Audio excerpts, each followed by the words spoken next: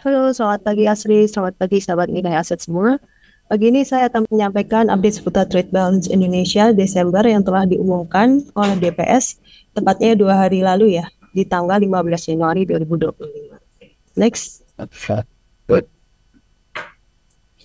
Saat ini trade balance Indonesia di bulan Desember mencatatkan surplus ya, kembali mencatatkan surplus 2,2 billion US dollars yang sekaligus tercatat sebagai surplus perdagangan 56 bulan berturut-turut sejak Mei 2020. Namun memang surplus ini cukup jauh lebih rendah ya dibandingkan dengan bulan sebelumnya di November, yaitu 4,4 billion US dollars yang juga di bawah konsensus di 3,9 billion US dollars dan juga ekspektasi kami di 4,5 billion US dollars. Tapi secara kumulatif di Januari hingga Desember 2024, surplus ini juga tercatat turun hingga 5,8 billion US dollars dari awalnya 37 billion US dollars di 12 months 2023 sampai saat ini total di 31,2 billion US dollars.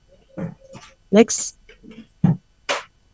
Nah, ini salah satu pendorong surplus Desember ini masih sama disokong oleh kinerja ekspor yang terbilang cukup baik, khususnya sektor migas yang tumbuh hingga 16,9% month on month, meskipun secara total ekspor mengalami penurunan dari bulan sebelumnya sebesar 2,3% month on month, yang lebih disebabkan karena penurunan kinerja ekspor non migas hingga 3,4% month on month.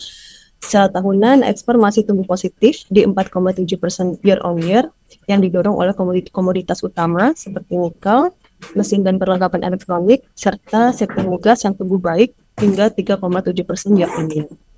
Secara kumulatif, sepanjang tahun 2024, ekspor tumbuh mencapai 2,3% dengan pertumbuhan kumulatif terbesar dari komoditas nikel dan juga logam mulia atau emas yang memang banyak didorong karena kenaikan harga emas yang relatif menguat sepanjang tahun 2024 dan faktor hilirisasi yang memberikan nilai tambah dan kontribusi atas kenaikan ekspor utamanya untuk komoditas nikel.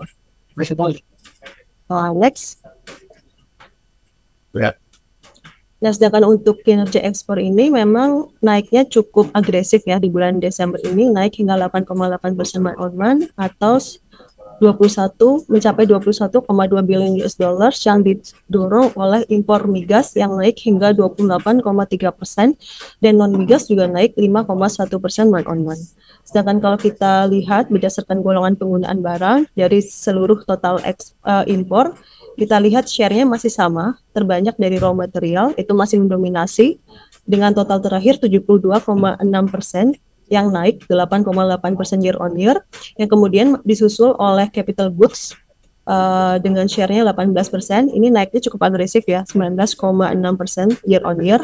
Nah, ini menjadi sinyal positif, artinya mulai ada perbaikan di sisi demand dan juga supply, utamanya di produksi atau produksi yang sebelumnya sempat dijelaskan melalui kenaikan PMI Manufacturing Index kita yang telah masuk ke zona ekspansif, yaitu di atas 50, secara spesifik 51,2.